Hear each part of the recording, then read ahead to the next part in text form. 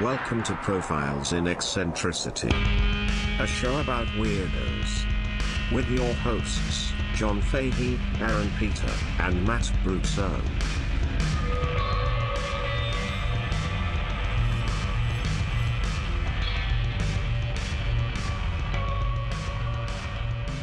Hello, folks. Welcome to Profiles in Eccentricity. It's a show about weirdos, doggone it. My name is John Boy. It is John Boy time. I am John Francis Fahey, your host.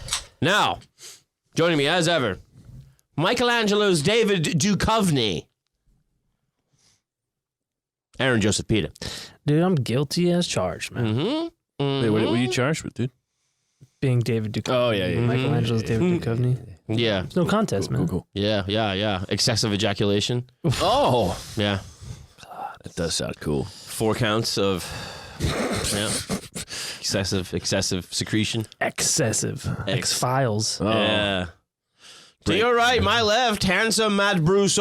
Oh, hi. How are you? I'm good. How are you, John? I'm great. We had a wonderful time at Aaron's birthday party. We last sure time. did. Did you see the folks on Discord saying our Discord server folks? Oh, yeah. That's I heard a couple of thing to well pit. wishes. Couple of well wishes, very nice. Very appreciated. Yeah, they're good folks. They are. They're so good people. nice to me. Sickos. Yeah, they're real sick But people. good people. Yeah, I wouldn't have it any other way. Yeah. I'm the first to admit it. Yeah. Yep. That's right. That's right. We we had our private room. Yeah. did. Chris Evans did not show up. He did not. Weird. As far as we I know, guess he he did. maybe they didn't let him into the private area. Maybe Yeah. he was early or late or something. Yeah. Yeah. He was probably washing up in the back. Yeah. Probably had him washing up. You know what I mean? Oh, doing the dishes because they couldn't play the bill. Yeah. Ugh. Yeah. Playing with the fucking trash can lids like frisbees and shit. Yeah. Silly That's asshole. all he knows. Get out there, you animal. Make some wings, you Crazy fucking loser. son of a bitch. You son of a bitch. Yeah, no, it was a real good time. Yeah, good crew, good food. Yeah. Some fucking martinis. Yeah, that was slurping them. Oh, bro, They were dirty. dirty gin martinis. dirty. I mean, bro, Boy. one could become a real alky. Yeah. Mm. I got you. I Interesting. got you a book about the gator. You did. You got me the gator.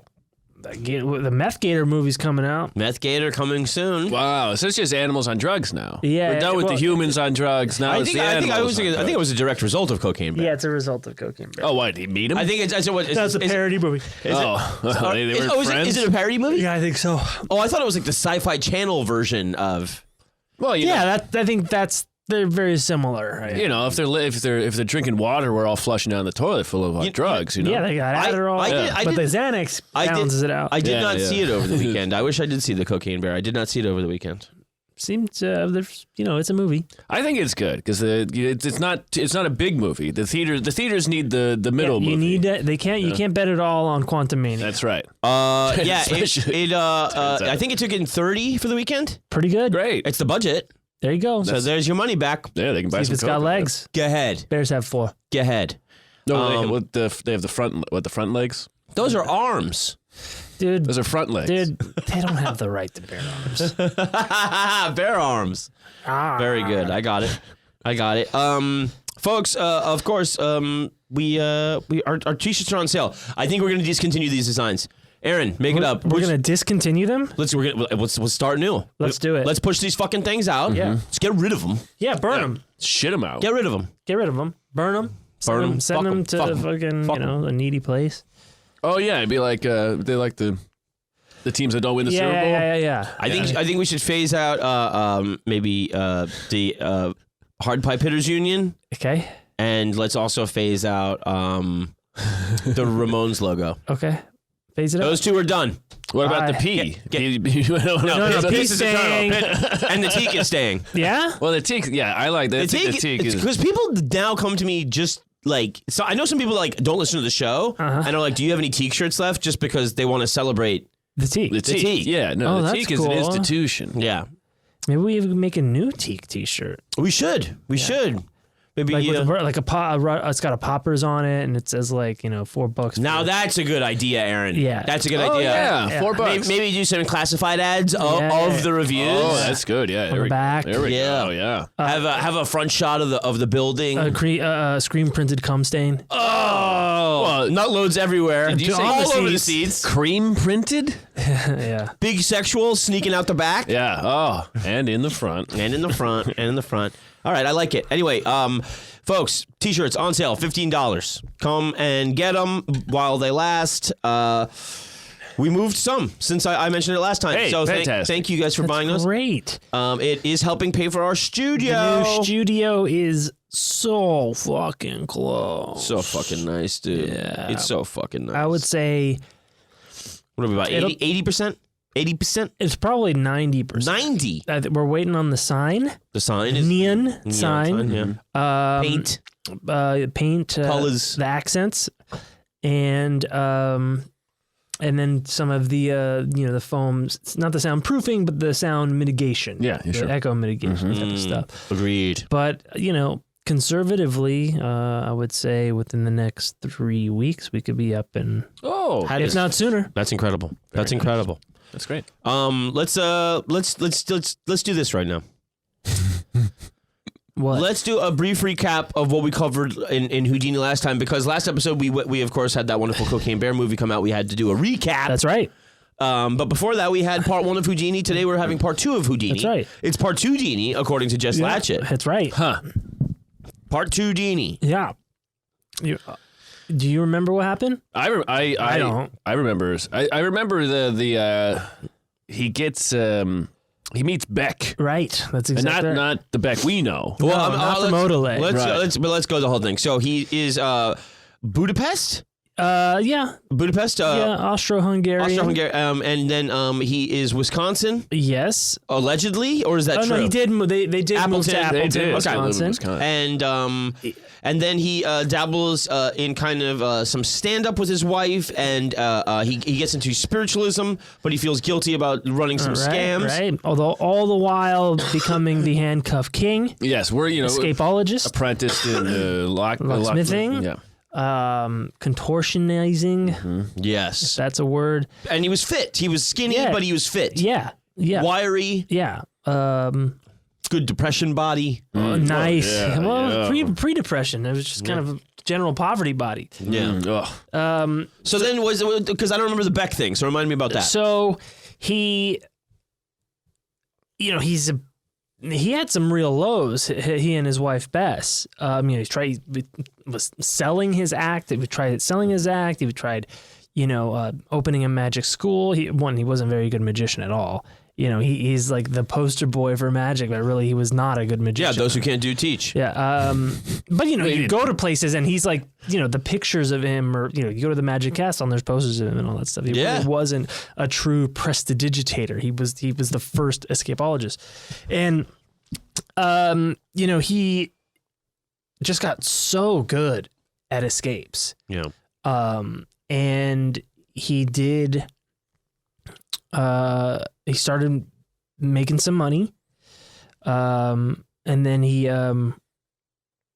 they did one show for Beck, and he said, Beck tells him, "I think you're a rotten showman. Why don't you cut out all the magic shit and just focus on the escapes?" And he starts making some money, and then all of a sudden he packs up out of the U.S. and Heads to London. Heads to Yes. London, England. And that's where you left us. That's where we left. And Beck was describe Beck again. Beck was a promoter. Theater owner. He owned some theaters. Got it. Talent scout Yeah. sort of guy. Yeah, he brought Chaplin to the American stage. He hired Will Rogers and the Marx Brother. Like he had his fingers in Eye for talent. Yeah. Got it. So he sells out these theaters. I want to say in Detroit, and then kind of at the drop of that, he's like, "All right, let's go." And so Fucking go, dude. He drops everything and they pack up and they move to London. So he and Harry Houdini and his wife Bess, they set sail. Foggy London town.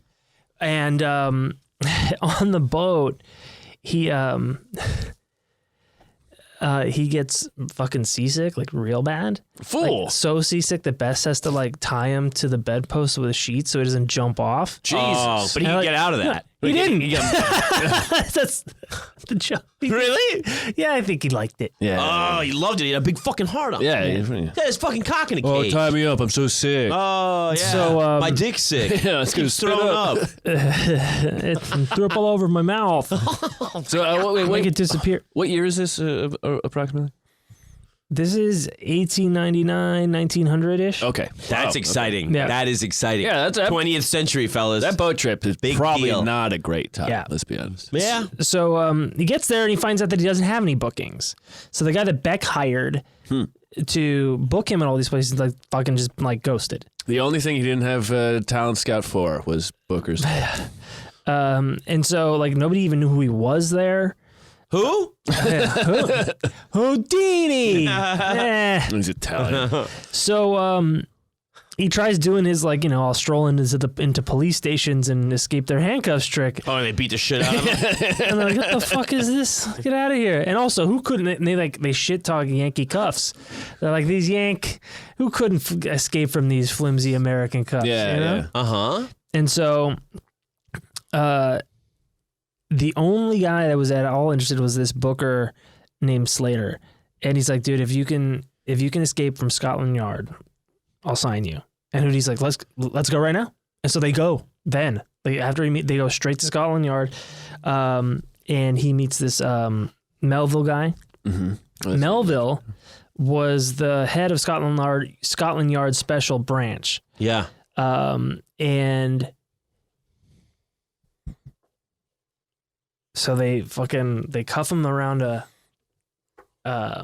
pole, like a pole there. And they're like, all right, well, we're going to be, we'll let Fucking you, each other in we'll the let- back. Yeah. You do your thing, and we've got these, these crazy manacles. These are the pinnacle of, restraints of the Yeah. world. We're Scotland Yard. Yeah. We're gonna go have some lunch. These have held down the Irish people for generations. What do you think? You're better than them? It's like, we're gonna go have some lunch, and he's like, all right, well then I'll just go with you. He just gets Whoa. out of him, and so Slater books him for 2 weeks at the Alhambra Theater, which is London's biggest theater at the time, and then for 6 more weeks after that.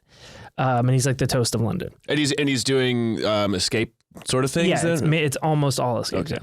Wow. Now this guy Melville was a guy who was kind of operating with like back channels to like with the Russian Okhrana, which is like their secret police at the time. Mm-hmm. And he was keeping tabs on kind of like the international powder keg that was Europe brewing at the time. And they're the authors of one of the books I read.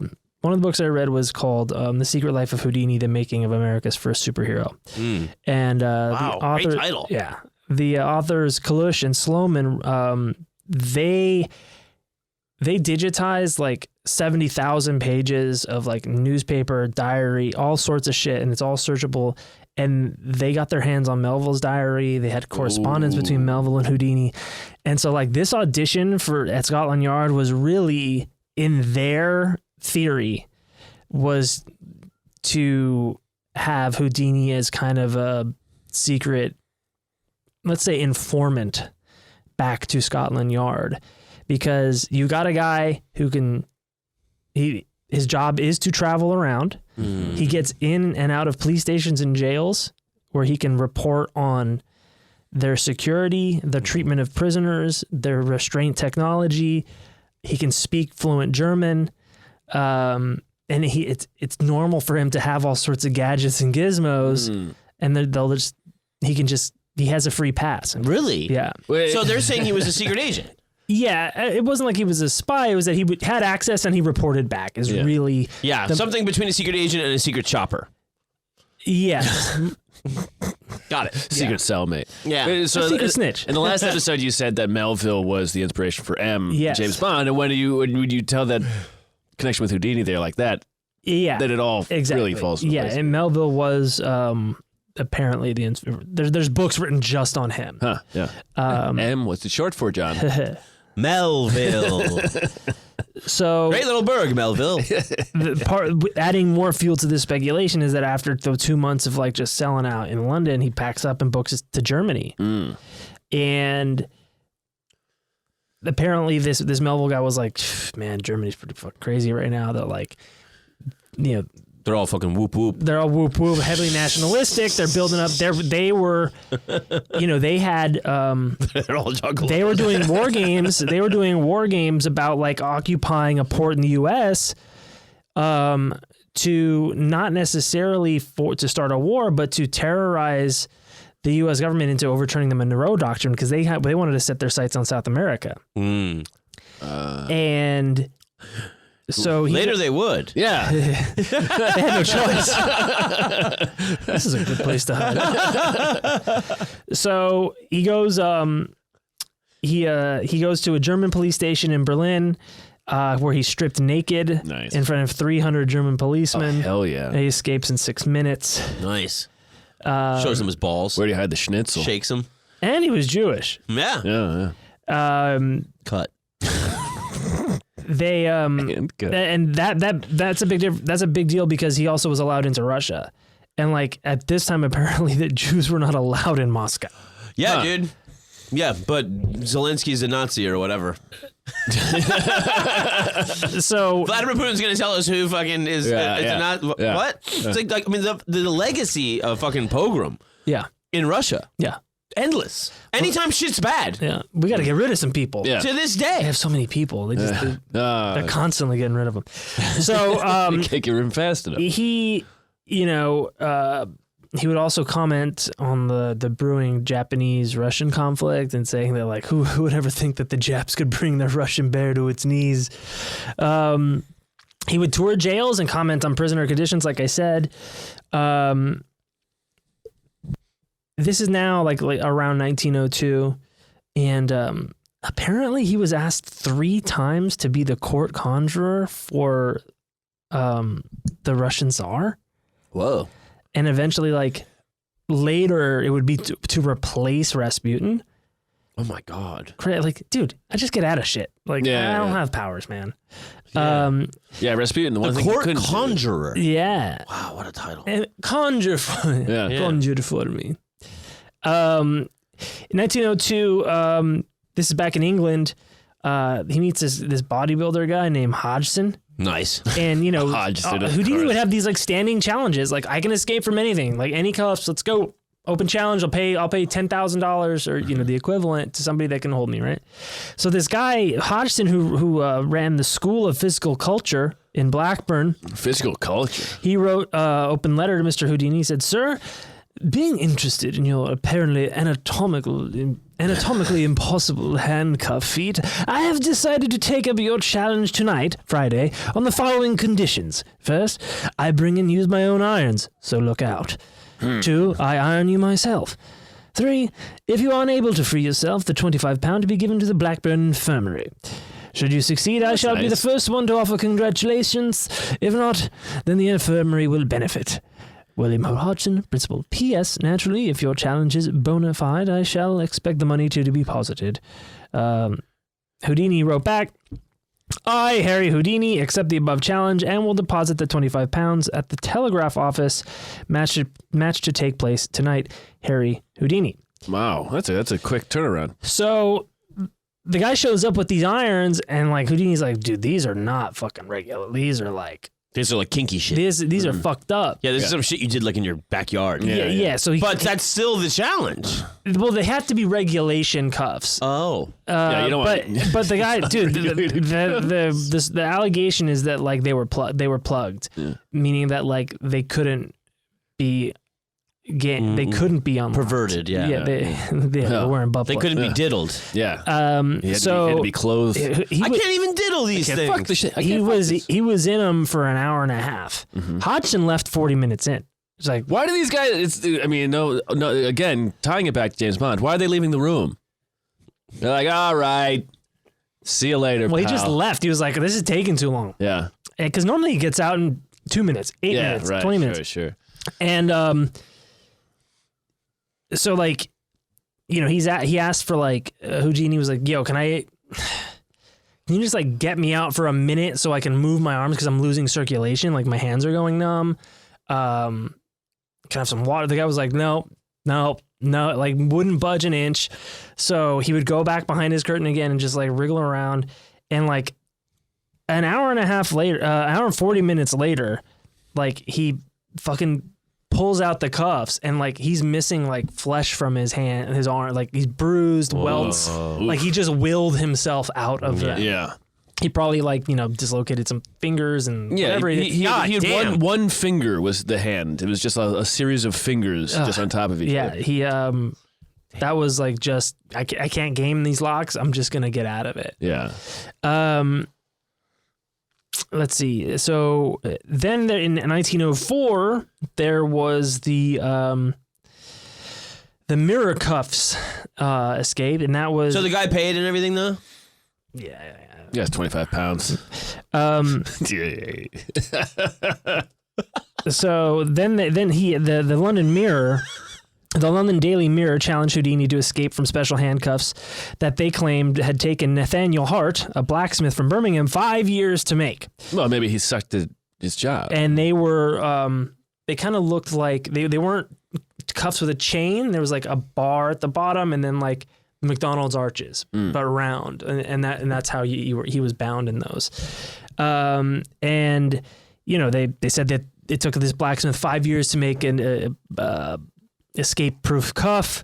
It took him an hour to get out. And like the show was pretty good. It was like, could I have a cushion? Like, he asked if he could take his jacket off, and the mirror representative was like, "No, you can't take your jacket off." And somebody in the audience said, "Cut it off!" And so he like used his hand to get a penknife out, put it in his mouth, and cut his jacket off. So he like disrobed with just his mouth and a penknife. Wow, that's hot.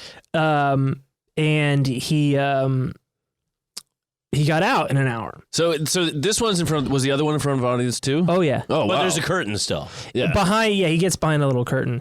And here's the thing about the mirror. What I'm doing back here. The mirror cuffs thing is that one, the London Daily Mirror wasn't even 5 years old, so they could not have commissioned the cuffs to be made 5 years ago. Okay. There were no handcuff kings or escape artists 5 years before. Right. So it was all gimmick. It was Houdini and the mirror put it together. That's They fit his wrist perfectly. Yeah. They were made for him. Yeah. Yeah. But they did have some pretty good, like it was a real working handcuff set. Yeah. and again the cock ring just for fun. Yeah. Yeah, it was a The cock cage. That was the punishment. I love Try to get out of this. get out of it. I want to stay in it forever. My cock feels sick again.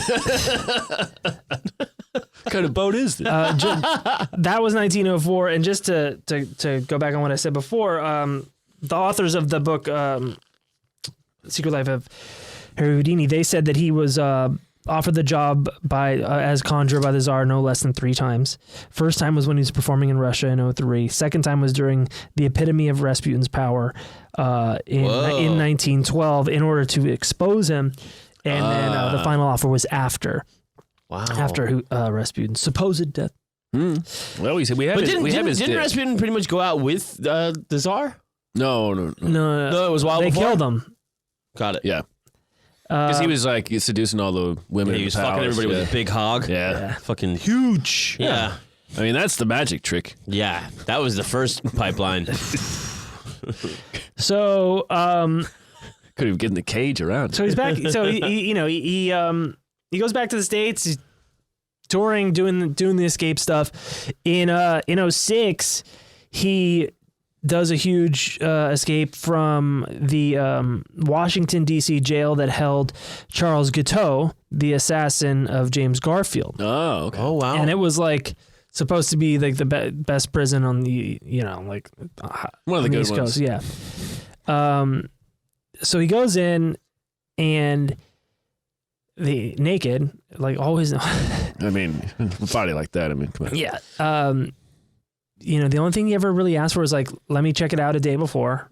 Let me just see what I'm going to escape from. And this is where he would either like, he would obviously scope out the place, but also sometimes he might plant something or sometimes you just could straight up bribe a guard. Right. Like at this point, you could. Yeah, right. Or he could. So he does this. So he goes into this jail in Washington, D.C. First, he opens the cell door of Richard Chase, who was serving 12 years for manslaughter, and ordered the man to follow him. Then Oh my God. the guy was like, "Why don't you have any clothes on?" He's like, "I'm doing a thing." You know? I'm Houdini. Oh, yeah.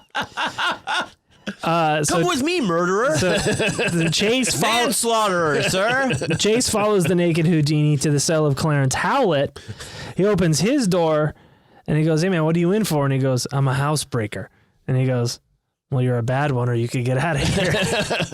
Oh my God, that's funny. He's And so throwing in then- their faces. So then he has He goes, them. this has been a house the whole time? I thought it was a fucking prison. So he has them. prison He has them switch cells and locks them back in. Oh, that's funny. That's good prison. I bet humor. that's not the weirdest thing you think a naked guy is going to do in prison. Yeah, I'd be like, I'm free. Come with me, guys. We're going to do some shit. What do I have to do to Switch, get? switch fucking cells. Yeah. He did that with everybody in the jail. Oh my He God. switched everybody in the cell. Everybody's cells. Pure chaos. He then got his clothes from another locked cell, dressed, and appeared in the warden's office. Wow. The Post, the Washington Post, or just the Post reported. He's like, you don't get to see me naked. the men's amazement passed all bounds. And the warden took it all in good humor, I suppose. It took 21 minutes, and that was Houdini's 64th jailbreak. Wow. Wow. 21 minutes? I mean, the Wait, spectacle. did of you it, all that? Damn. The spectacle of it is incredible. Yeah. Yeah. Just this live action magic that he's seemingly doing off the top of his head. Yeah, and just the myriad times that he's going to different cities and getting into jails, it lends credence to the theory that he had connections. Yes. I'll get to there's another guy in Chicago who worked for the Secret Service, who's made at the time that the Secret Service was really about counterfeits. They were really just stopping counterfeit money. And there was a big counterfeiting operation on the West Coast, like in San Francisco, and he went to San Francisco and came back. And the guy in Chicago was known to have be a magic enthusiast and hired magicians in the past. Wow. So it was very likely that he was also informing the Secret Service about goings on in other cities. Interesting. According to these two authors who wrote this book, some other people are just like, half the time you can't trust what Houdini said, or like, Yeah, Right. totally. He's a myth maker. so he then starts doing his bridge jumps. This is now in 1907. So he's jumping off the bridge. Yeah, he's jumping like- off. I forgot about this. Like the Sam Patch style. Yes. Yeah. So now he's getting bound all up, about locked this. up, and Yeah. jumping off a bridge, and then staying underwater, and then coming out. Yeah. Sam Patch just did it while he was drunk. This is This guy's drunk on power, Yeah. man. Yeah. Guy's drunk on locks. You know, he would. This is when he started getting like real famous, because now it's not in a prison. It's not just for like, and it's not just in a newspaper. Like people can go see Right. him. Yeah. The word of mouth. Because the Yeah. prisoners, they can't really tell a lot of people outside the prison Yeah, about it. It's not, they don't get a phone it's- call. Yeah, they don't have- Hey, Mom, you know that new escape you've been looking for? I can't Mom? do it. Yeah. Mom? It is. It's so rare where it's like, you know, and it goes, you know, from here through to like, you know, Evel Knievel and then to even Jackass. Yeah. Where it's like, the thing is like, yo, some guy's doing dumb shit. Yeah. Just come and get it. Yeah. Yeah. What are you doing today? Dumb shit. Anything more interesting than this guy jumping off a bridge with There's fucking shit on? there's nothing more interesting going on Yeah. other No. than being in a war or something. Yeah. Right. So he would do shit like,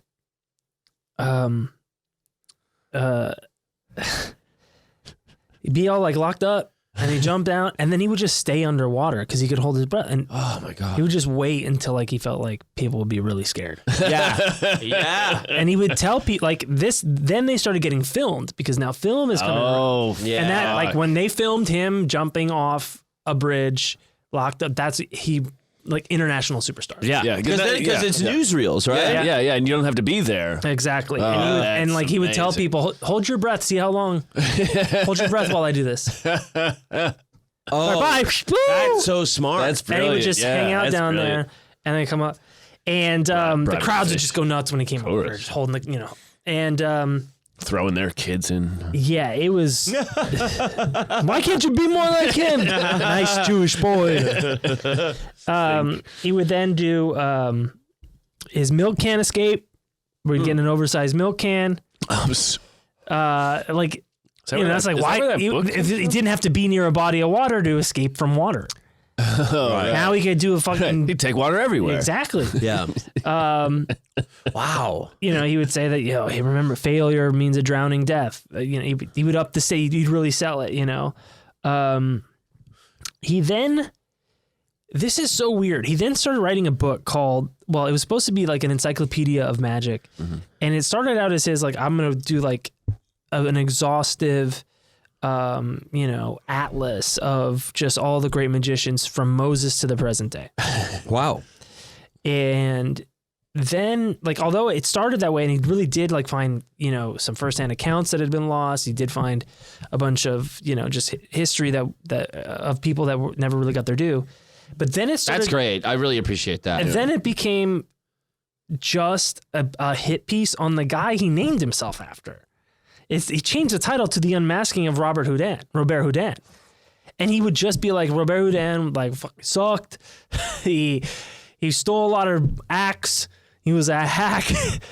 And nobody knows why. Like, the guy who inspired him to get into magic, yeah. who he took his name from, as Did he meet him? No. They say don't meet your heroes. Never Maybe. met him. Ricky J said, no, was it Ricky? It was Ricky J paraphrasing Gore Vidal, saying it wasn't sentence enough you for don't know. Houdini to succeed. It had to be that others failed. Do you think that's really the case? I have no fucking clue. I mean, Or it could be just that he actually thought this guy did rip off other people and Yeah. and it's possible, yeah. but it could be both, right? Yeah. Like, well, the thing is too is that he clearly would have started out doing the same thing, right? Doing other people's shit. I mean, everybody's taking from somebody. yes. And but I think there is also that thing of once you get that kind of superstardom, then there's this thing of now I will write the history of everything that led to me. Right. And I think maybe that's kind of a thing he was trying to like cement too. Yeah, I wonder if it was him building his myth or I wouldn't put it past the guy, knowing how he like responded to a lot of people, like with the public feuds in the newspaper and like his kind of like, Oh, that he was petty? yeah, I think he might have been petty. Really? Okay. Interesting. But Well, he was a short guy, so he's doing the milk can escapes. Yeah, he's yeah. jumping off of fucking bridges. And then he's like, dude, I want to do real magic. I want to fly. Okay. So he goes to Australia, buys a plane. Oh. Yeah, he bought a plane Yeah. of Voisson. And he shipped it to Australia and like fucking... Wait. He went to Australia. He bought a plane and he had it broken down, shipped in a crate, went to Australia, and then that's where he learned to fly. Oh. And he was the first person in Australia to fly a plane. Wow. What? Holy shit. First person in Australia to fly a plane. was Harry Houdini. Yeah. And I think he was like the 60th person in history. Oh my God. 25, 60, double digits. Yeah. And people say like, his flight in Australia, like it got a lot of news down there. It brought it to a lot of people and inspired a lot of people, like guys, to sign up for World War I. As like, Holy and shit. like, there's a real flying culture around there, and like the guys from Australia, the pilots that in World War I had some like the lowest casualty rates compared to other pilots. Really? Yeah. So like the book's like Harry Houdini helped the Allies win World War I. Yeah. We'll see. Oh, Let the history be the judge of that. that's a great trivia. Yeah. Oh, Fact. very, yeah. Totally. First guy to fly in Australia. That's so fucking insane. That's 1910, right? Now coming up here, he escapes the Titanic. he sunk it. The thing is, yeah, he got out through a hole in the side of the boat. And for my next trick, fuck you. Real man makes his own luck. So he then he starts doing his underwater box escapes, Yeah. and that's where he gets locked in a box. Yep. There's holes in the box so that it sinks, and they fucking throw it off a bridge. You see the bubbles coming out and Yeah. shit. Dude, this was like dangerous. Yeah, You dude. know, super dangerous. The impact, it could knock him unconscious. He did one. God, I don't remember what city this was in, but this might have been in New York. But there was one where like he was about to do an underwater box escape, and the city was like, "No, man, you can't do that." And he's like, "All right, well, all you people get on this boat. We're going over to Federal Island, and that is federal jurisdiction. Fuck you guys. All these 30 people on this boat will get to see this amazing trick." So he does it in federal waters. Then he does New York's East River in front of like thousands of people. Yeah. Which probably at that time was full of like feces and piss and God. It was probably cleaner than it is now. no. It was New York waterways were fucking filthy. Really? Oh yeah. Yeah, you're probably right. Yeah, well. Well, Scientific American pronounces it as one of the most remarkable tricks ever performed. Wow. Later that About the year, piss. Yeah. he debuts his famous Chinese water torture cell Oh. at the Circus Busch in Berlin, and that's the glass, the glass case Yeah. that's filled with water, and he is suspended upside down and dropped in it, and it keeps filling. It's sealed shut. Right? Yeah, it's filled before he's Filled, and and he drops yeah. into it. And that's like, people are like, "Oh, dude, this is fucking out of control." Yeah. And like upside down is really Upside down, locked, handcuffed, chained, underwater. Straight jackets, I think. He did straight jackets. Straight jackets were new at the time. Yeah. And he And a lot of people thought he should be in one. giving him enema too. now would the lead up to that, would he be talking to the audience as they're filling it behind him as sort of like It was already filled. Oh, okay. But yeah, he would say like, "Oh, this is the." He'd paint some picture of what it was. It wasn't Chinese. He fucking hired his fucking engineer to. They built it. Yeah, but you It say had tricks, Yeah, fucking but you shit. You You can know? call it whatever you want, if Yeah. you make it. Yeah, he made all this shit. Yeah, yeah. But he like goes, they were real exotic. They were real things of engineering. Yeah. Like, Oh yeah. You know. Oh yeah. Dude, everything was Chinese. Yeah, or Oriental. or Hindu. Yeah. Like spelled Hindoo. You know, like Hindu. real funny shit. Hindus and don'ts. Chung Ling Soo, the famous magician Chung Ling Soo was a fucking white guy. yeah. You know, Right, like right. there's so many magicians to profile. Like so many fucking yeah. Oh, weirdos. yes. Like there's Oh, yes. gonna be more of these guys. Yeah, Really? I'm sure you've That's found great. you have a whole list now. Oh god, there's What was his name? Chung Ling Soo? Chung Ling Soo? Yeah, and he was she like stole his Larry the act from Cable some guy Guy? like Yeah. Chung Ling Lee, Yeah. who was an actual Chinese guy. Yeah. Dude, crazy. So That's fucking funny. Very good. he was on a Top 10 Chinese magicians in America.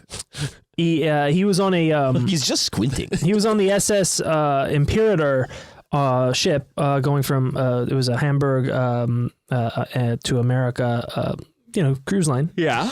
steamship, and he had his 20th wedding anniversary on board in 1914. Aw. And he runs into Teddy Roosevelt. Fuck off. No, he does. And he did a fucking fake little seance for him, Cool. and he was like, "I could read minds, dude, with a little hocus pocus." Wink, wink. Like he gave him a little like hocus pocus magic show. Whoa, do you know what the seance is about? Your wife and son are gonna die. So I don't know what this one was, but he did meet him again. Oh my and God. did do one. About the sun? No, he did one where he said what do you want me to, he's like told Roosevelt like, okay, you tell me, and he goes, well, where was I over Christmas, and he pulls out like the slate. That's called spirit writing in seances. Is when you have like a slate that's already written, and you see like the spirits wrote it. But he said, he pulled out the slate that said Brazil.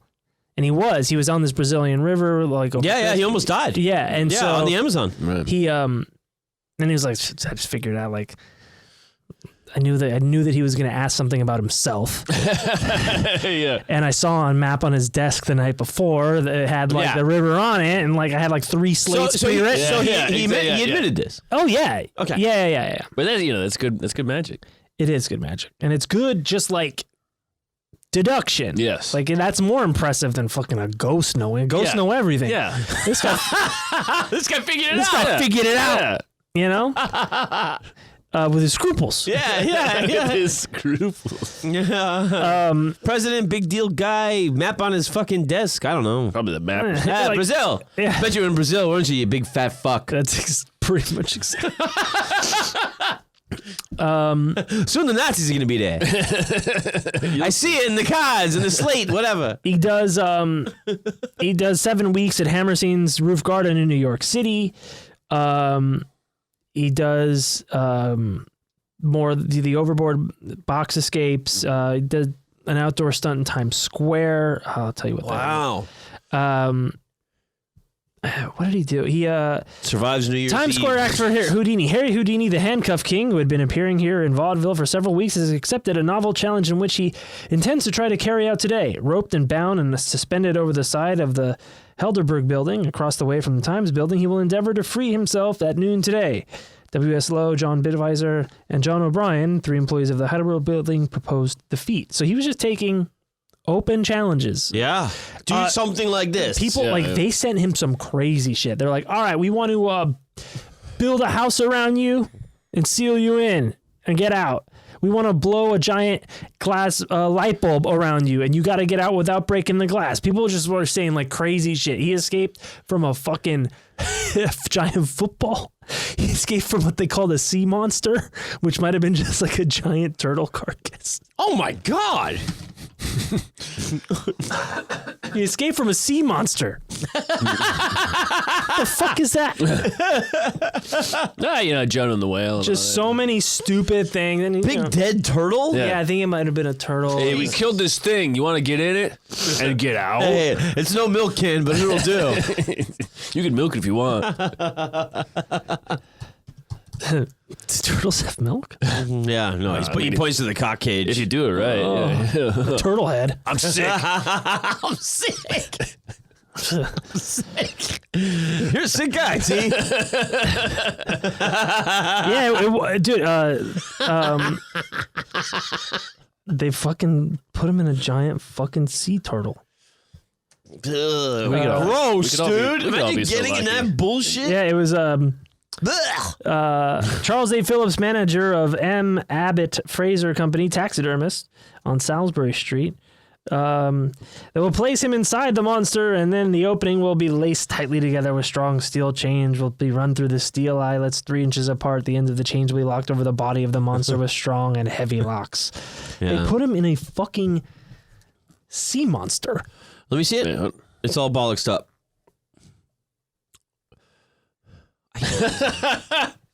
Can you tell what's going on there? It's a turtle on a fucking platform. Oh my basically. God. Ew, dude. Oh, that's amazing. That's gnarly.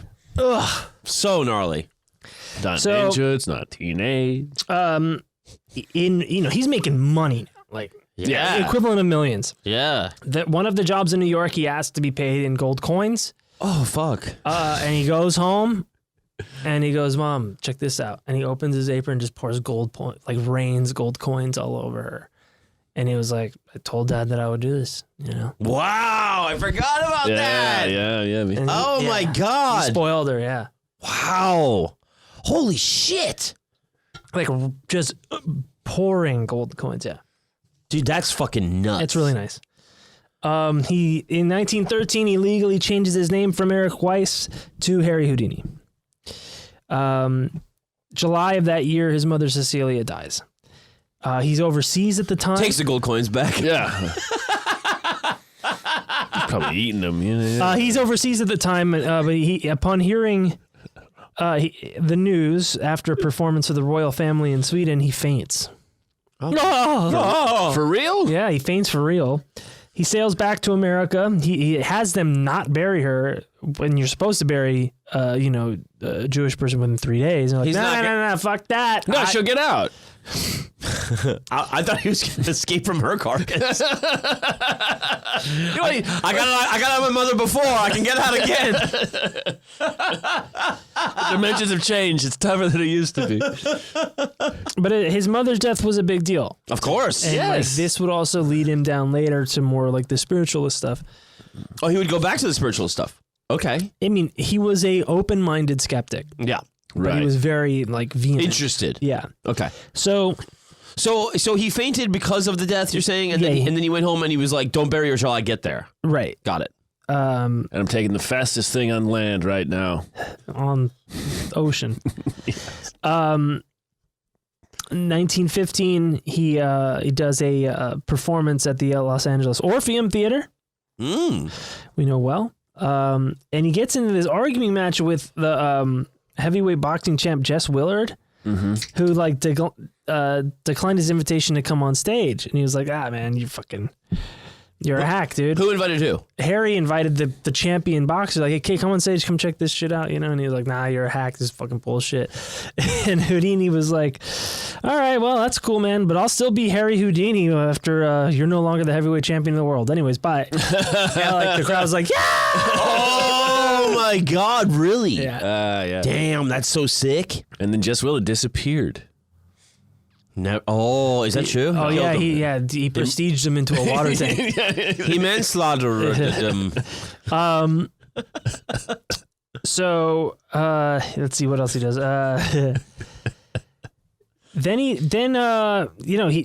He's just doing this shit for a few years. He was a real American patriot. Yeah. Yeah, like he lied about being American. Yeah. He really, really loved it, and he was a real American. exactly most American of all of us. Fight for the rights of every man. Yeah. When war breaks out, he goes on to he says, my heart is in this work, for it is not a question of will we win or will we lose. We must win, and that is all there is to it. And he's referring to the work that he did for like people that were signing up to go to the war. He taught them survival things, like, all right, here's how you get out, like if you're tied to a chair. Oh, that's cool. Like wait. He taught through the military? Yes. Wow. He taught them like how to pick certain locks. No fucking way. Yeah. Dude, that's incredible. Yeah. That's really, I've never heard that. I didn't know that. That's amazing. Yeah, he If you're tied to a chair. He's He's like, listen, if the Kaiser puts you in a tank of water upside down, Don't say it. hold your breath. yeah. Say, for instance, I don't know, they throw you off a bridge in a box. Let's say, for example, you find yourself inside a turtle. It can happen to anyone. Look, it's a world war. We don't know who we're fighting. They didn't say it was just humans in the world. The Atlanteans could come up, weaponize the tortoises. Yeah. So, he taught them how to escape from sinking ships and survive high-stress situations, as well as techniques to free themselves from ropes, chains, and even German handcuffs. Very nice. Wow. That's so amazing. I had no idea. Yeah, it's pretty cool. He donated a lot of money too. He convinced the Society of American Magicians to pledge allegiance to the U.S. and President Woodrow Wilson. And they also, contributed monetarily. Shifty group, the Society of Magicians. Well, yeah. He does a 19-week stint at the New York Hippodrome called Cheer Up. This was Have a good time, this was the please. longest run of like any show he did. Really? And this was the act where he vanished an elephant. Wow. He made an elephant disappear. And not himself inside the elephant. No. No. And he did an indoor version of the underwater box escape. I guess they built a giant fucking pool. Yeah. Apparently, he also around this time had an affair with one Charmaine London, wife or widow of Jack London, the writer. Oh, wow. He was just keeping her warm. Yeah, who had died in 1916. He makes his first movie called The Master Mystery. Big hit. Huge hit because more international star. It's just footage of him jumping off shit. Yeah. Of course, yeah. He does another movie called Terror Island. He does a few movies, then the other movies are just fucking bullshit. But those are the big ones that Yeah. Right. they made him a huge international star. And a good medium for the magic he's doing. Yeah, you don't need too. words. Yeah. Acting. I mean, he's not jumping out saying a of lot of shit. stuff. Come on. He's not drowning. That's his big thing is not drowning. Yeah. Yeah. You can't talk underwater. No. Well, maybe to the frog. Not a lot. Maybe to the turtles you could. Yeah. That's how he got in. I'm sick. Sea monster. Come on. Like anything bigger than a human is a monster. It's a sea monster. It's from the ocean, It's Jack. as big as a whale.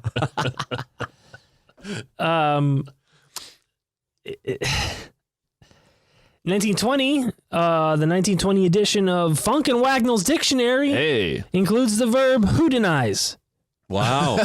meaning to release or extricate oneself from confinement bonds or the like. So, as in wriggling out. God, It they gets in the fucking dictionary, man. Wow. really Houdinize. That's the best they could do. Yeah. Jesus Yeah. Christ. Hypnotize? No. Houdinize. Mesmerize. That's it. Mesmerize is much better.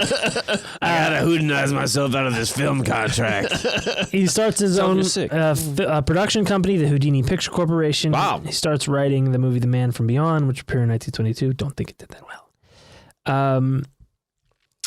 In 1922, we don't know exactly how or under what circumstances they met, but he was vacationing with Sir Arthur Conan Doyle and his family in Atlantic City. Cool. And he attends a seance with Lady Doyle, his wife, who claims to channel automatic writing from Houdini's mother. Wow. Uh-oh. She said, where's the... Who claims this? Lady Doyle Claims says, I'm channeling your mother. Fuck. And she writes like, oh, I fear not, my good boy. There is life back here, and etc., and so on and so forth. And he goes, she didn't fucking speak English. This is bullshit. Oh, okay. I was wondering. Yeah. She didn't speak fucking English, man.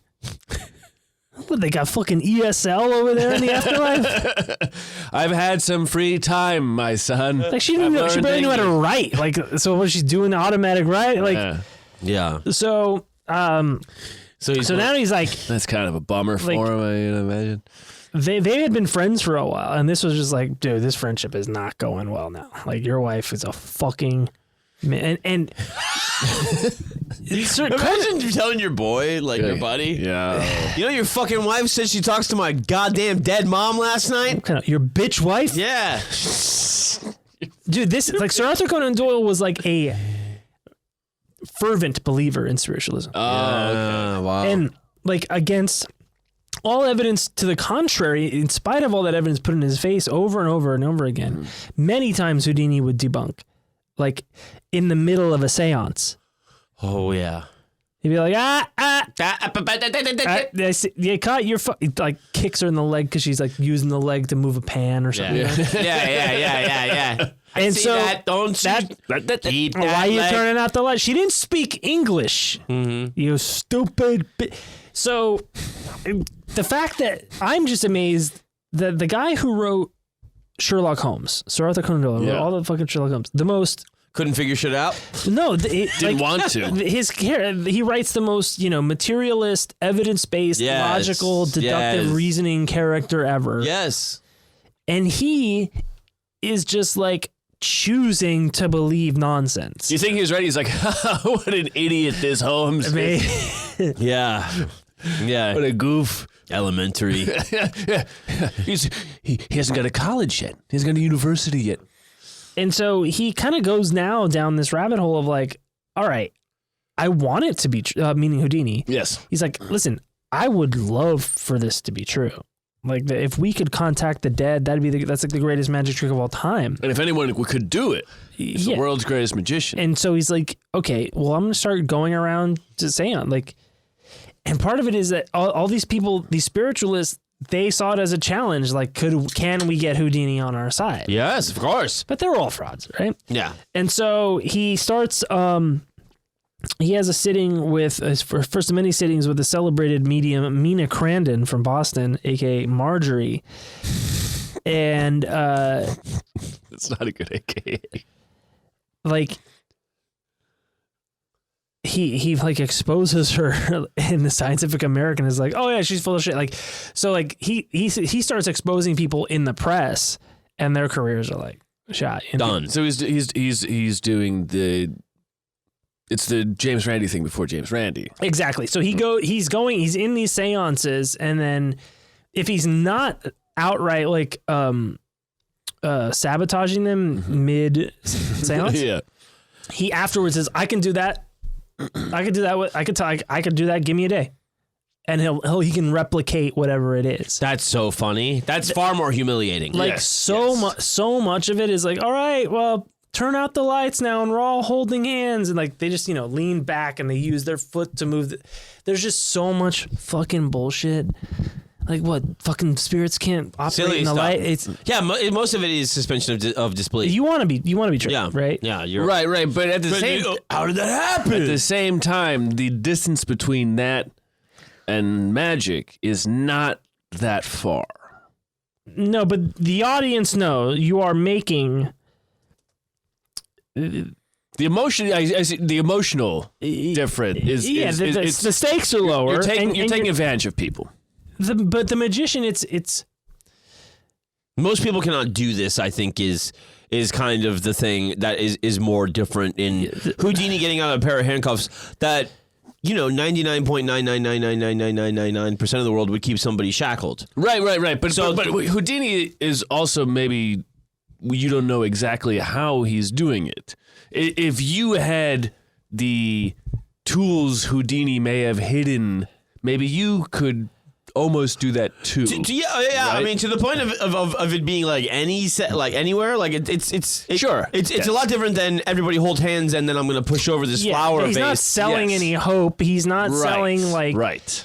He's not lying to them. He is getting out of the cuffs. That's true. Yeah. That is true. And he's showing you that he will not show you how, which is respecting you. Yeah. In a way. Well, right, but the spiritualists are also, they're not going to show you how either. Of course, yes. No, That's the whole thing. That'd be very devastating. And part of the magic. All he's saying is, I can get out of the cuffs, and that's true. Yes, that's true. Yeah, and even magic is still an agreement. Like, listen. Yes, exactly. Yes. It's a trick. Yeah. Yes. It's a trick. Yeah. But that, I mean, honestly, like having read some, like going to the Magic Castle now after having read some magician biographies, I enjoy it way more than I did before. Because I'm like, I know that this is a show. Yes. So I kind of enjoy it more because I'm like, hey, this is kind of let me see your dumb shit. This is fun. Yeah. Yes, it's dumb. Let me see your dumb shit. Let me see what you've been spending thousands of hours doing. Yeah. Exactly. I say, same thing, comedy, dude. Yeah. No chicken crossed the road. I wasn't just at the airport. Yeah. I didn't just recently buy a personal computer. I wasn't on the bus on the way here. Dating tonight. isn't weird. There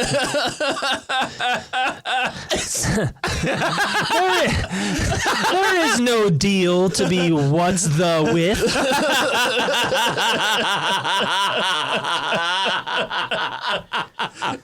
It's a joke. So white people aren't lame.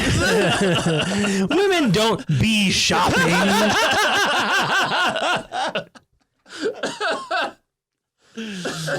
So yeah, I just recently watched The Prestige like the other night. Oh, so good. It's a great fucking movie. Yeah. There's so Saw it for the first time with you during pandemic. God, isn't it great? It is. It's So, fantastic. and it stands up, and it's so good. And And I mean, yeah, you're not really the opening of "Are You Watching Closely" is just a thing where you go like, I've never seen a movie where the director puts you on point from the first second. And he tells you, and then he closes out, and he goes, because you're really not looking closely, Because the truth is you don't want to know. Yes. Yeah. Because once you do, it's not, you go, oh, he uses a double, Yeah. as Michael Caine said, you know, and when you find out the trick, you know, the bullet catch thing or whatever, anytime you find out how it's done, it's like not special. It's immediately not special because it is so dumb. Yes. Yeah. David Copperfield got super famous from one. I mean, he is by far like the most famous and like richest and most. He still performs like a fucking 300 shows a year in Vegas or something. No way, really. Oh, He does. He's a billionaire. Good God. He started when he was like, he got really famous like when he was like 19 or 20. He made the Statue of Liberty disappear. Yeah. I think he eventually did. You saw, so you know how, right? Yeah. So he has like the Statue of Liberty thing is like he's got a crowd out there at Liberty Island, and they're on this platform, and he's got like these big pillars kind of framing the Statue of Liberty, and he's got like lights, a ring of lights illuminating Lady Liberty, and he's like, all right, everybody, we're gonna let's see if I can do this. Why is it Trump? Okay, everybody, we're gonna make the lady disappear. You can do that when You've never seen anything like it. You've never seen anything. And so he like focuses and whatever, and then Replaces it with Trump Tower. they put the screen up, and then when they drop it, it's gone, but the lights are still there. All he did was he rotated the platform. Wow. Just and Fun. he was playing so much music that it was so slow that they couldn't feel the motion. And because like their gaze was set on something stationary, Oh, that's so funny. Yeah. rotated it. Amazing. It's just so simple. So it was behind them? it was like to the left. No, yeah, no, I think That's really good. He did it again with the volcano. Do you remember that one? No. He used to have all these TV specials. All these. Damn. Orson Welles introduced him one time. It was like, this guy's fucking great. This guy, I don't know what he's up to. But David Copperfield. What's it?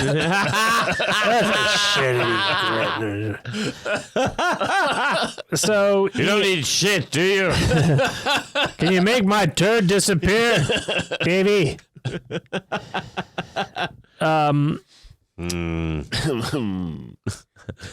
So he challenges this Houdini in 25. He challenges this Marjorie woman to appear with him at Boston Symphony Hall. You know, hey, dude, let's fucking show. Do it again. Let's go. Like, you know, do a seance me. Let's go. And she declines. And so then she goes, all right, then I'll just do your seance and tell everybody how you did it. Jesus Christ. Damn. And it like, it fucking takes. Her Scientific American again said, we have observed no phenomenon of which we can assert that they could not have been produced by normal means. Because at the time, like, these magazines were reporting on spiritualism as if it was a real thing. Yeah, right. Yeah, and Scientific American had to be the one to be like, Not real. yeah, we're not, you know. And we're not buying it. Yeah, we're not mythical American. The Spiritualist American magazine was all for it.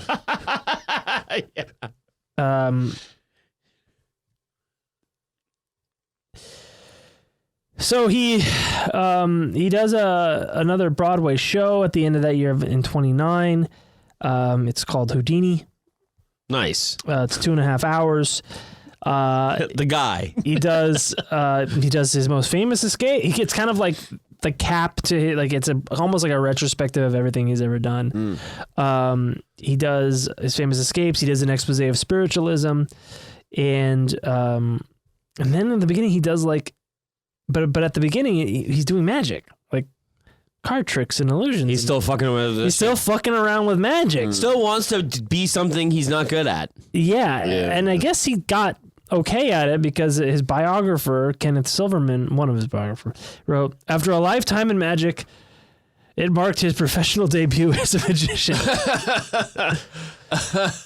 You know, it's kind of like, good. all right, well, at the first we're going to play these new songs, and then we're going to play the hits at the end. Yeah, Like, yeah. that's kind of what he did. It's, you know what it is? It's Judd Apatow doing stand up. Yeah. Yeah, It's exactly what it is. I just wanted to. You're be a magician. fucking superstar on this other level, but I want to do that one fucking thing. Yeah. That's a great way to put it. That's, yeah. In February 1926, he testifies before Senate and House subcommittees for a bill aimed at prosecuting anyone pretending to tell fortunes for reward or compensation.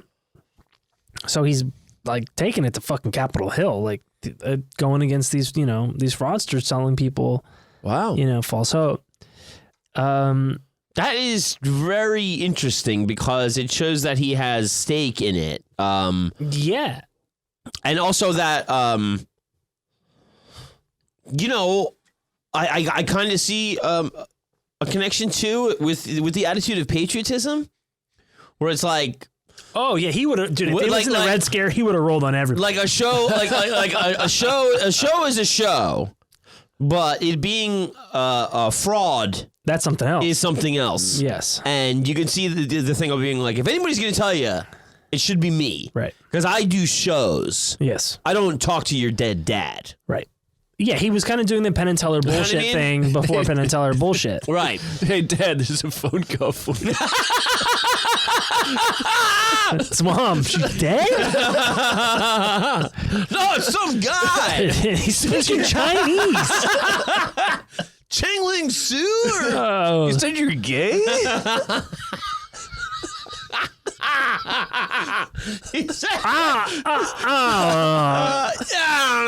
He's holding it like this, actually. You should talk to him. That's right. He's doing Oriental cock and ball torture? Dad, the guy, dot, dot, dash, dash, dot, dot, dash, dash. Dad, I think it's for you.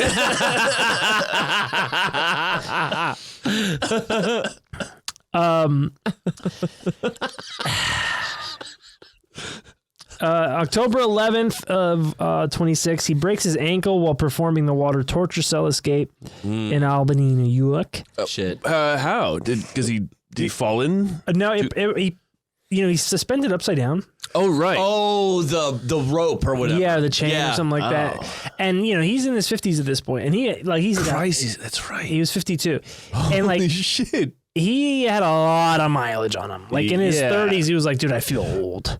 Everything hurts. Like when I'm performing, nothing hurts because I will myself through it. Yeah. He compares when he's performing, he compares himself to the religious men of India who like put hooks through their skin and suspend and stuff. He's like, when I'm doing it, I don't feel anything, but like when I get home, I feel like shit. Like I feel my hair's going gray. I'm 30. Like I've got a lot of miles on me. Yeah, man. I mean, it's I think you would agree the equivalent of a one-man pro wrestling. Yeah. Insofar The as toll. mileage, yeah. The travel, the beatings, The women. the cock and ball torture. The murdering of your family. Suicide. Yeah, the endless imprisonment and escaping from and. So he breaks his ankle. Wait, I'm sorry. Yeah, please. Can we take a little break? Sure. Yeah. So he breaks his ankle, and we'll be right back. Oh.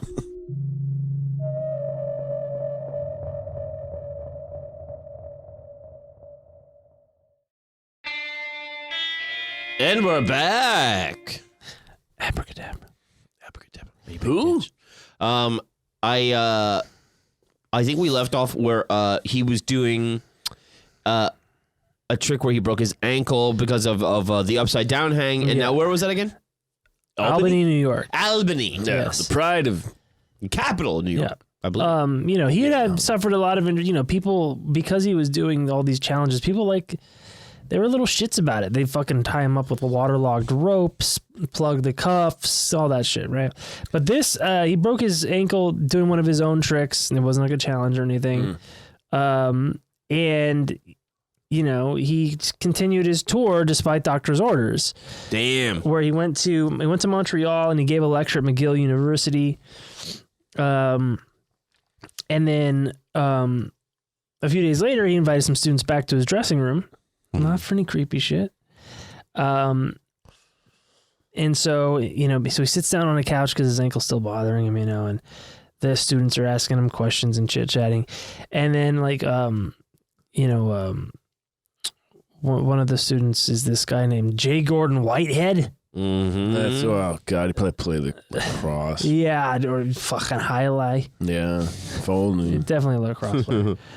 And he asked Houdini if it was true that he could resist hard punches to his abdomen. No. Which was another claim he made. Yes. Yes. And he could do it because he was fucking just Man of Steel. Yeah. And Hey, you know how you're hurt right now? Yeah, I mean, he might not be telling anybody that. Yeah, that's true. yeah, That's true. he That's true. wasn't. And so Houdini said yes, that the rumors are true. And dude, Whitehead just fucking landed like 3, 4, 5 fucking blows. Oh, I didn't know he stomach. repeatedly hit. Yeah. It was not just one. It was like 4 or 5. Ba, ba, ba, ba, ba. And He's just beating a man. this was like Yeah. Houdini's like still on the couch, like kind of like leaned back into the side. And so it gets him 1, 2, 3, 4, 5 down there. And he wasn't like prepared for it. No. And, it looked like he was in pain. But he still, he brushed it off and he started complaining about pain, discomfort, and stomach cramps. He still was like, I still got it. The show goes on, man, Yeah. And so he gets on the train to go to Detroit where he's got some shows, but like they call ahead for a doctor to see him.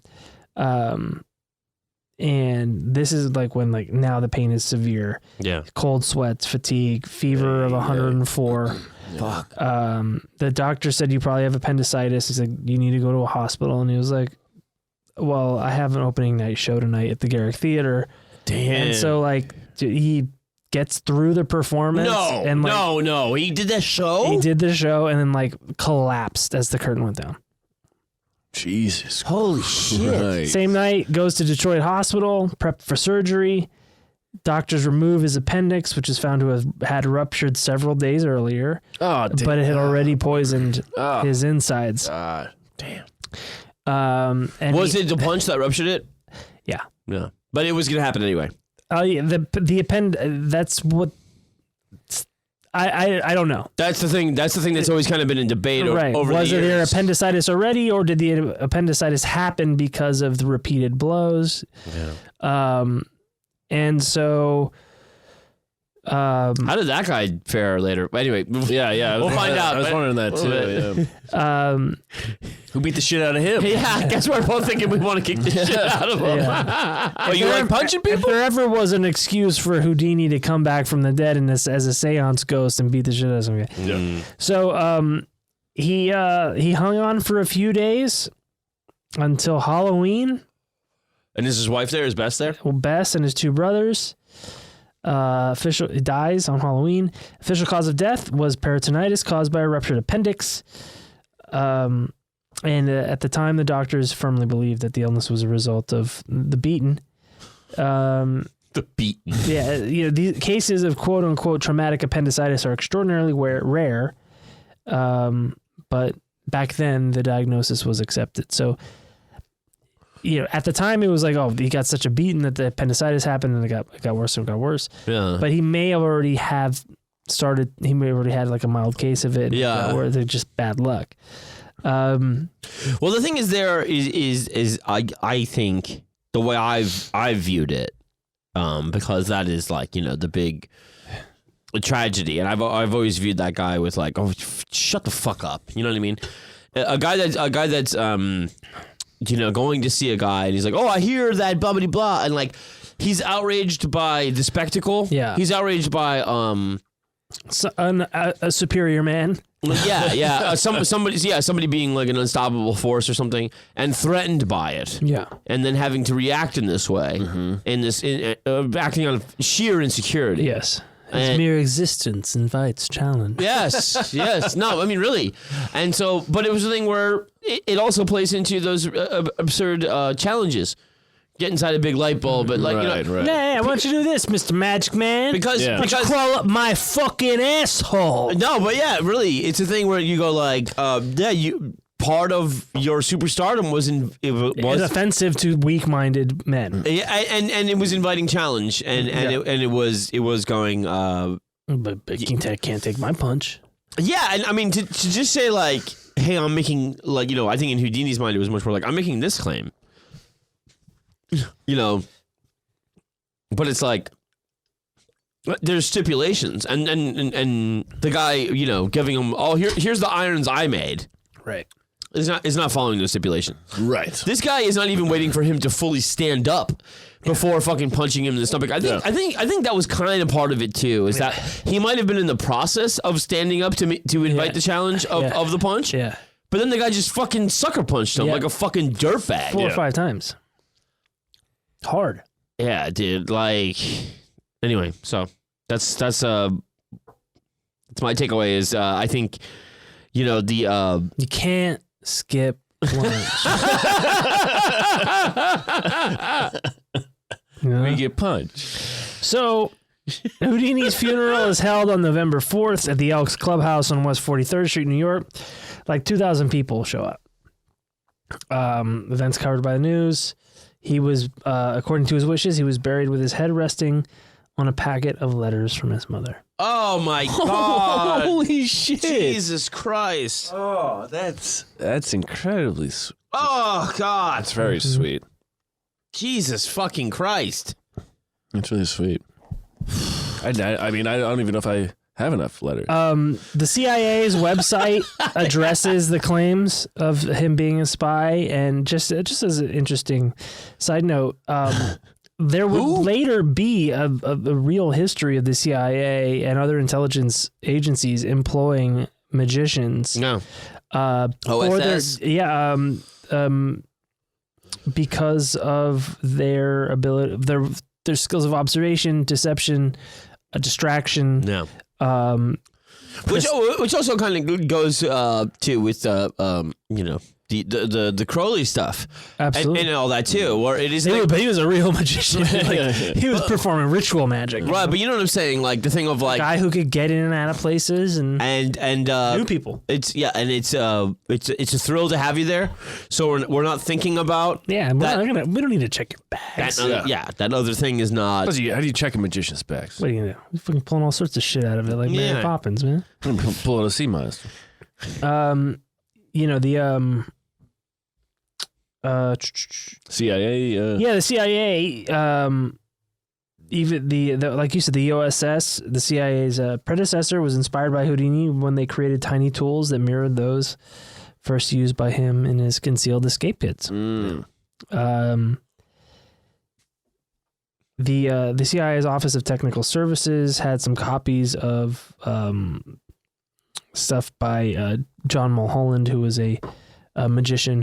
He wrote some operational applications of the art of deception and recognition signals as part of MK Ultra, which we talked about on the previous episode. So there would be present there would be, you know, documented collaboration between intelligence agencies and magicians. So it's not out of the realm of possibility. No. And you know, the thing, like, you know, him being a patriot and volunteering that information, which was, I think, the biggest bombshell. That's very.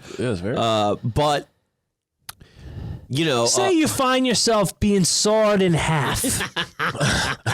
You're gonna want to tuck your fucking balls up real tight. I don't know. Get a cage. I think it makes a lot of sense, and it's also kind of shows that you know, the guy ends up being some form of engineer in some way. Right, yeah. And just being like, hey, you know, where there's a will, there's a way. Mm-hmm. And being willing to share it. I was very, very impressed by. Yeah. That was big. Yeah. But then also it continuing in the way of debunking things. Mm-hmm. That is service. Mm-hmm. That is service. Yes, absolutely. To not have people being taken for a ride and being sold a false bill of goods and just being like, no, here's facts, you know better, blah, blah, blah, you know. Use your fucking head. Yeah, and, you know, I think even, you know, the big, you know, huge leaps he'd made, you know, in doing all of these things, a lot of it was, like you said, deductive reasoning and the type of shit Sherlock Holmes would have been a fan of. Yeah. But him kind of being a champion of those ideas or modes of thinking was also inviting you to. Mm-hmm.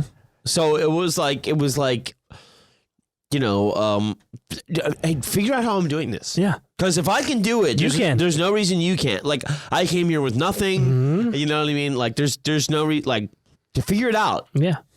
Read the room. Read the instructions. Yeah. Read the room and not the dead Don't people. My mother ahead. didn't speak English. Yeah. Yeah, that's and you don't speak German.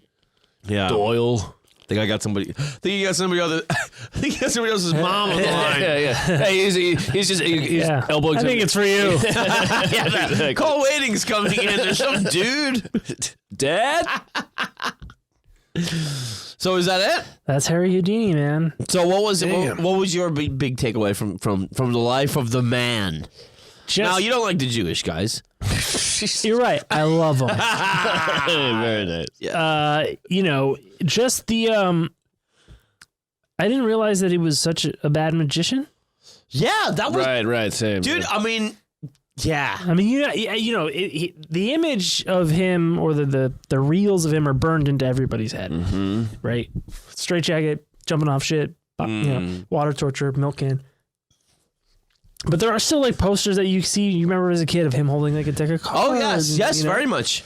And that was just really not his forte at all. Like you know, the overt patriotism was a surprise, but it's also not. It's not uncommon for first generation or rather immigrant children. Yeah. Generation Zero. To be, you know, especially because America. Extra. Yeah. And America at that time is settle in. It stands apart at the time. It stands apart at the time because it's like you can be a Jewish kid from a country that doesn't exist you can anymore. lie. Yeah. And just, you know, do this shit. And, you know, yeah, it is a big thing. I think, to me, it's like I'm very fascinated by his kind of dalliance with spiritualism and where it led him to kind of fuck with it and then just be like, nah, man. Well, it kind of makes sense, you know, his ire for spiritualism. Maybe kind of. I'm just thinking about this now. It kind of maybe that is a mirror of how he felt about Robert Houdin, which was like he wasn't that good. Maybe he found some shit in his research where he was like, man, he wasn't that fucking good. He stole all of his best tricks from somebody else. That's what I'm saying. You Yeah. know? Yeah. So maybe it does seem like he was against fraud. Yeah. But not above showmanship, right? Well, two totally different things. Totally, but there is deception involved in both. But in his case, I think the deception was to serve a higher purpose. Yeah, but the idea in the modern thing is this: it would be the idea of Vince McMahon did not get blown up in that limo. No, but also you're supposed to know that. if you're not Donald Trump. If you're a However, human. if the news tells you Donald Trump won the election, that's not. There's no implication you're supposed to know that. Right. That's the news reporting facts. Right. Yeah. And you're going like, he did? Because the other networks and they're going, no, he did. There is voter fraud. Yeah. And you're going like, oh, that's the difference. Right. You know what I mean? Yes. Like there's showmanship where, you know, for instance, King. Jerry the King didn't admit for years that him and Kaufman were in cahoots. Yeah. For decades. Until the movie came out. Yeah. Until Man on the Moon came out. And it was just kind of like, come on, man. It is funny. You're supposed to know. Of course it's fucking funny. It's so fucking It's funny. the best. But that's the difference. I mean, Comes out deception. the fucking neck brace. Yeah. So good. No, you listen.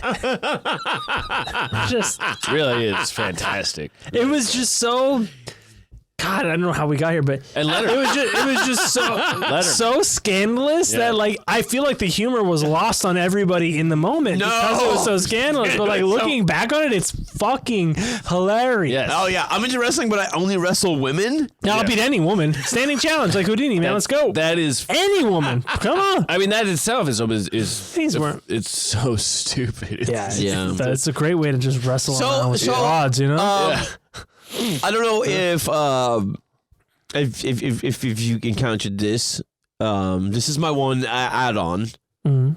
Houdini's wife supposedly was like, I have the exact message he's supposed to give to a medium. Yeah. If when he died. Right. So his story is not over. She's like, it's never happened. So his story's not over just because you put him in the ground and on top of a pile of his mother's letters. And right. So do you?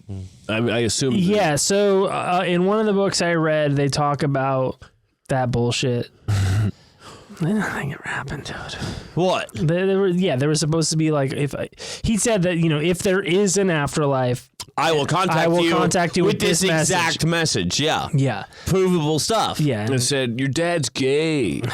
And then the thing I always talk about is the thing about did you come across the thing about the act going to his brother?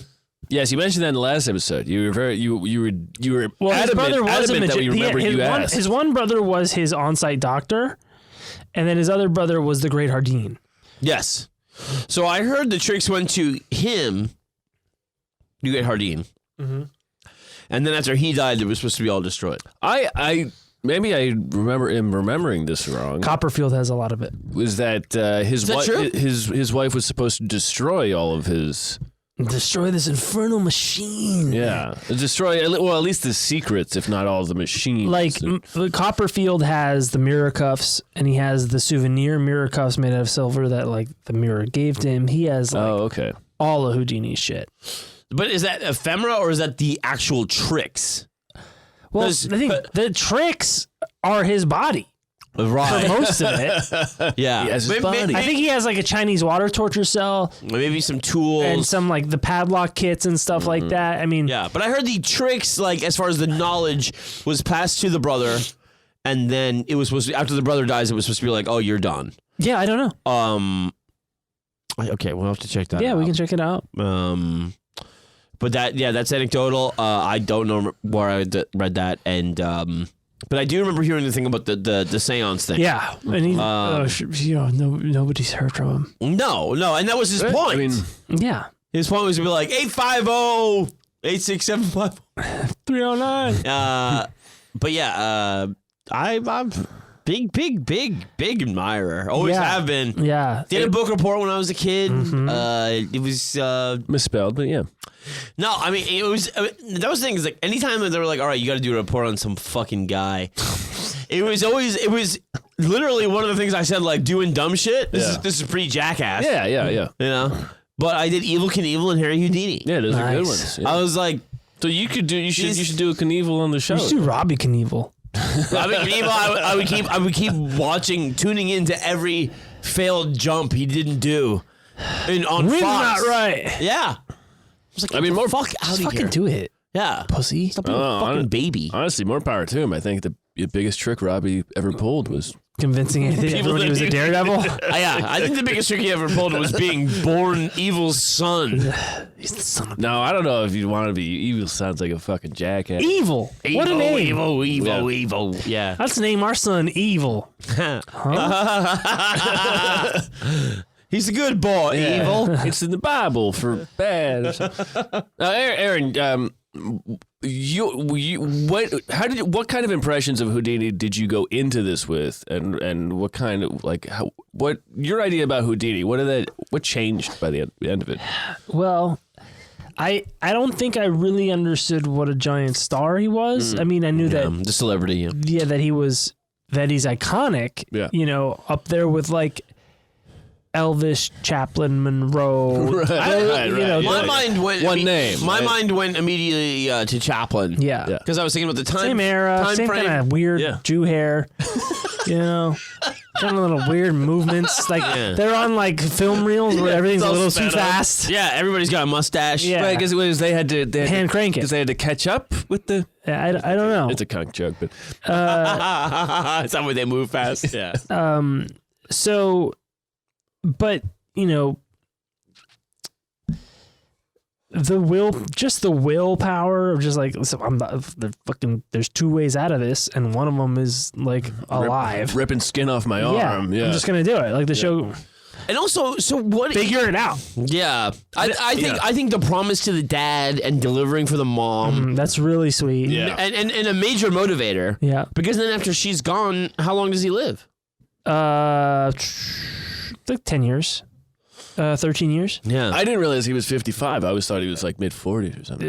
But I yeah. can imagine how beat up he Yeah, he must was have really- been to do that. Oh, dude. To go that I mean, long. all the things like, you know, I mean, that fucking Jesus Christ. I feel like my fucking, you know, parents' generation was the ones that were like, yeah, you know, walk it off. That generation was like, walk it off and breathe in the fucking coal fucking smoke. Yeah. Yeah, if you're lucky, you get lead gasoline for lunch. You know, but like just any time you would have got dunked in a box in a river, Oh, I mean, your head slamming it against does. the wood. It happened many times. Like there were times where like it was. Like we really had to put ourselves in the shackles of Houdini. yeah, he and hit be his like, head, and Yeah, like that's what I'm saying, he'd like, be bleeding. He's and, lucky he didn't go unconscious as he falls into the fucking water. In a Yeah, bar. there were times where he got like he like busted his head open on the bottom of a river. Yeah. and still had to get Fucking hell! And then and so And it's freezing. this is That might have kept him legally. this is a question I have for you. Huh? Insofar as what we talked about with Beck, the guy able to spot talent or know how to sell a show, know how to sell tickets. How much of that do you think was in Houdini? How much do you think was escape artist, right? If you want to give it like 60%, magician, you'll give like 10%. How much of him was showman? I think The guy that could sell the tickets. I think he learned how to use the press Yeah. later. I think he learned how to use the press almost right away with the fucking jail shit. I suppose, but that was still, you know, you gotta remember he started really young, so he had been doing a lot of this stuff for years. By the time he cracked it, Yeah.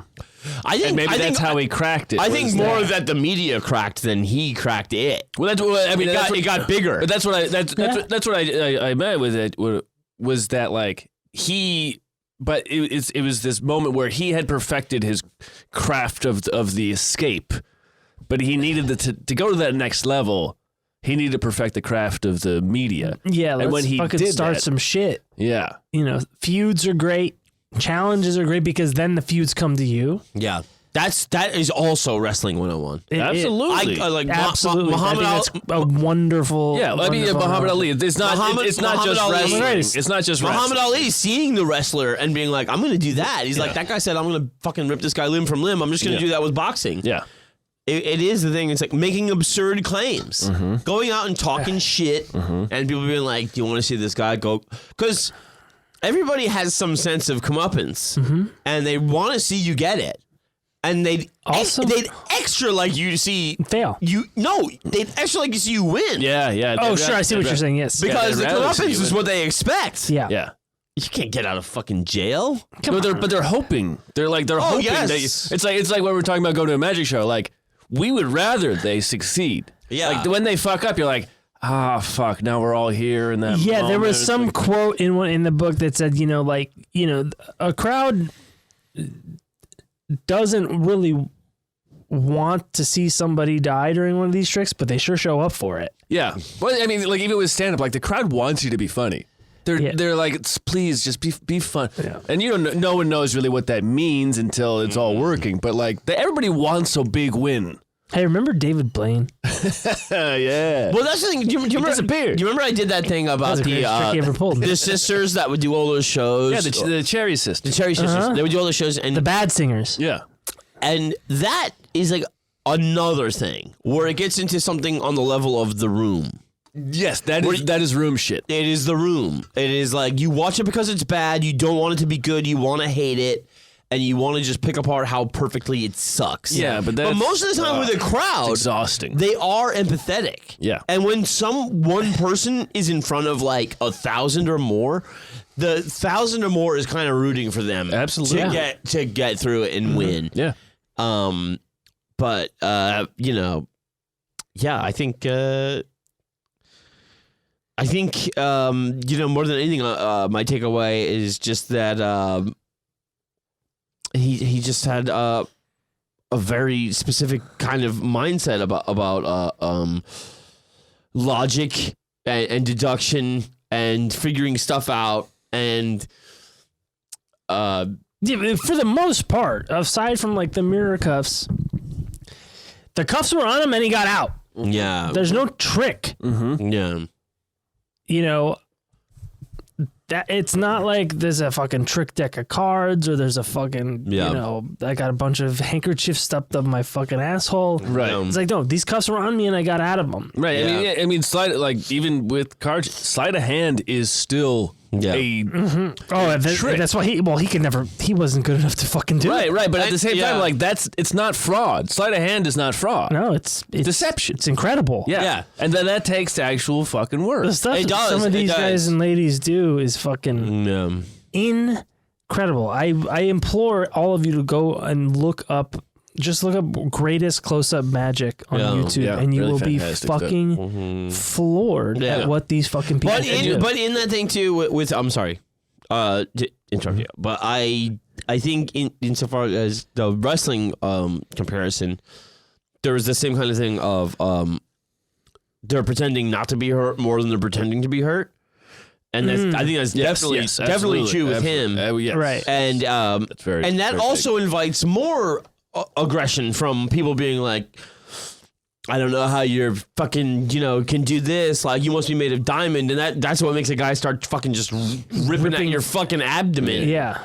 You know, because he's just like, it doesn't make any sense. Yeah. I need to make sense of Can't it. be true. Yeah. It also makes sense. I was like thinking a younger guy. I think the thing about come here, like the things that like people I know and I like we all probably did, like when you're younger, you don't have this perception of like, you know, this could actually like hurt someone and that's a permanent thing maybe. Yeah. It's a And fucking like, asshole college. yeah, but like, you know, Only when Bud Dwyer had that. This could hurt someone.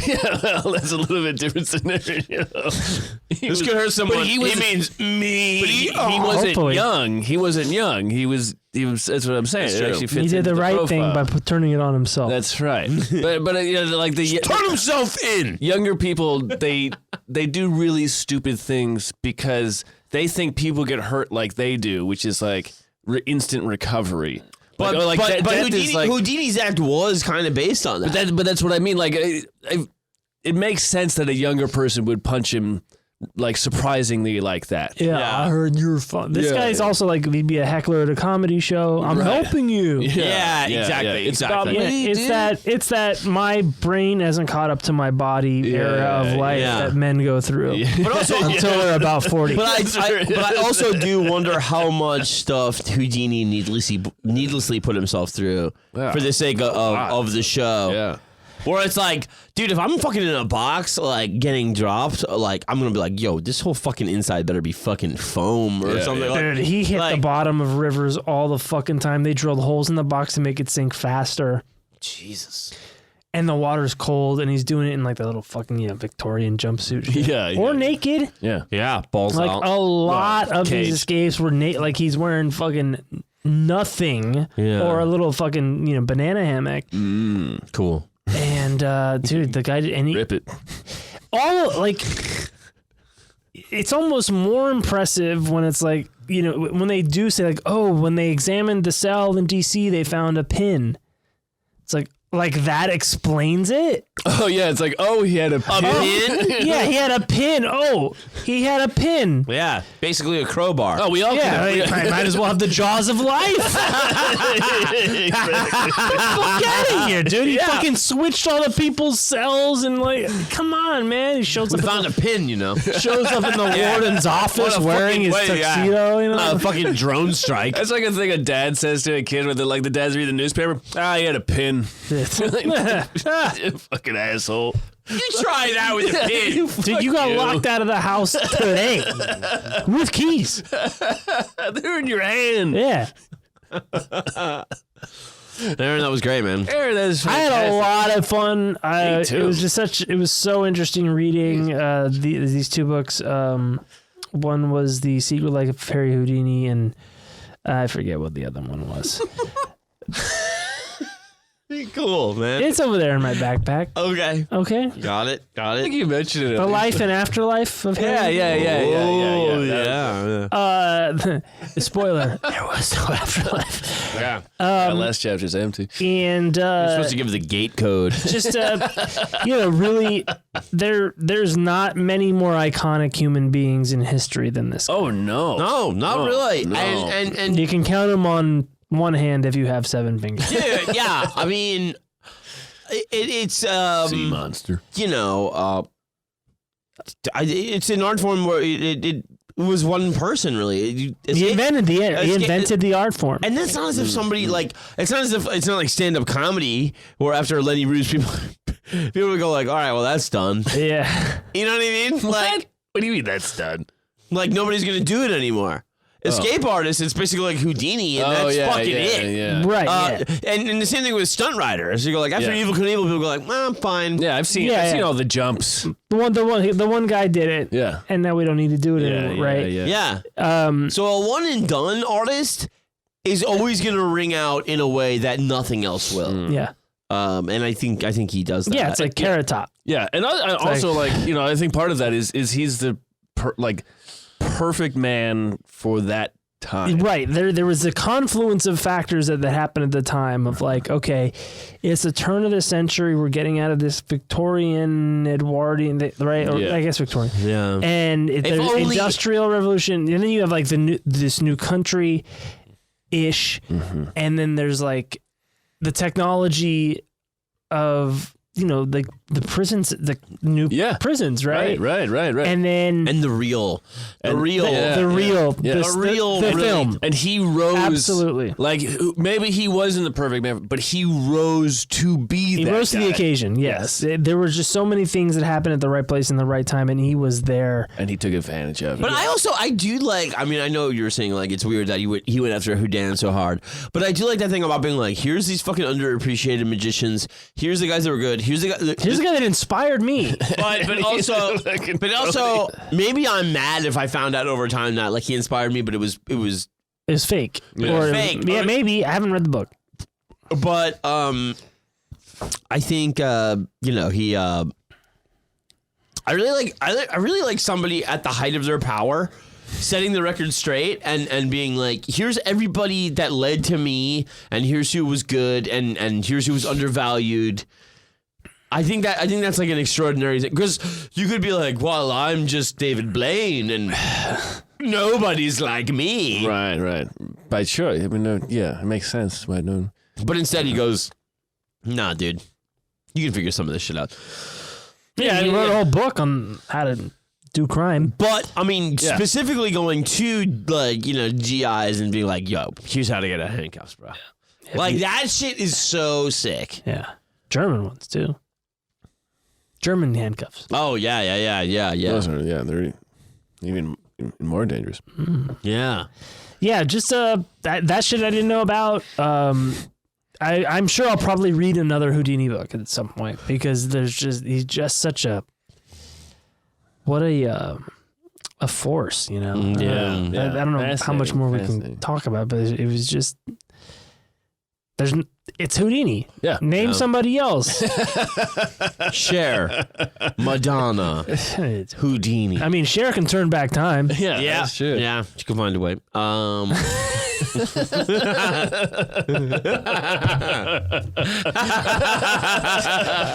night, folks. All right, folks. I'm going to say good night. I love you. My name is John Fahey. Love you too. I'm Aaron Pita. Matt Purcell. Good night, everybody. We love you. Good night.